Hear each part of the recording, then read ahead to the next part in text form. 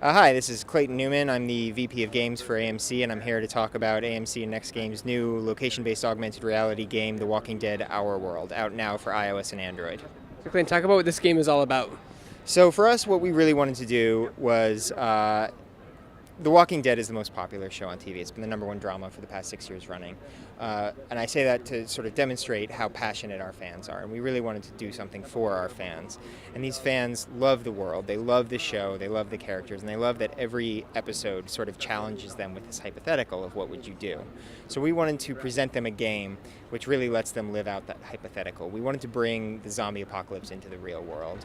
And thanks to the release of technologies like ARKit and ARCore and the Google Maps Dead SDK, we're really able to do this in a seamless, realistic way and let players sort of fight side by side alongside their favorite characters from the show, go out in the world and collect supplies, rescue survivors, build communities and safe houses to bring the survivors to, and just sort of live out their apocalyptic fantasies and tell their own Walking Dead stories.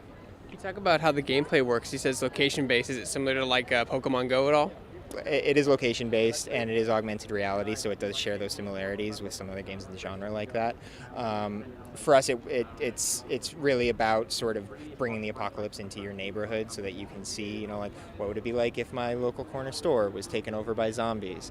So you mentioned different missions in the game, like rescue missions and varying levels of difficulty. Talk about that a little bit. So there's basically 4 different mission types in the game. One mission is a rescue mission where you're tasked with rescuing a survivor who's under attack by walkers.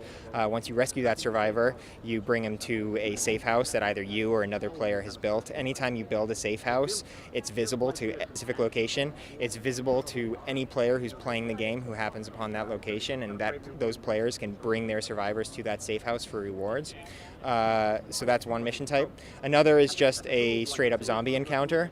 With our walker encounters, you're just fighting a group of walkers and you get some rewards, usually in the form of new characters that can fight alongside you, companions, or weapons, different weapon types. And each of these survivors are strong and weak against different walker types. We have currently 5 different walker types and more rolling out over time.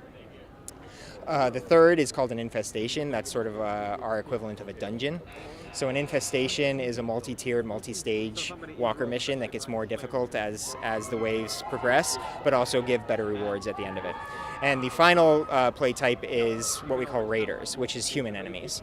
So with raiders, you're fighting, rather than a group of walkers, you're fighting a group of humans who can duck behind obstacles and things like that, and you fight with a team of players rather than just a single companion. And that mode also works for our PvP mode, where your team of players fights asynchronously against another player's team of players. Talk about how the microtransactions work in your game. The microtransactions they exist, but we're very careful to make sure that they're things that only enhance your gameplay. They're not required for the gameplay. Just anecdotally, we played the game for 3 months in beta when we couldn't even make microtransactions and we never ran into anything. The basic line is that anything that you need to play the game, if you get out and explore the world, you'll find stashes, and stashes will have those things that you need to play the game. So the microtransactions are really for just people who want to shortcut that exploration. Awesome. You said the game is out now on both iOS and Android? That's correct. Awesome. Where can people go to find more information about your game? Go to getourworld.com. That's the easiest way to download the game, and it'll take you to whatever store you need, either iOS or Android, based on your device.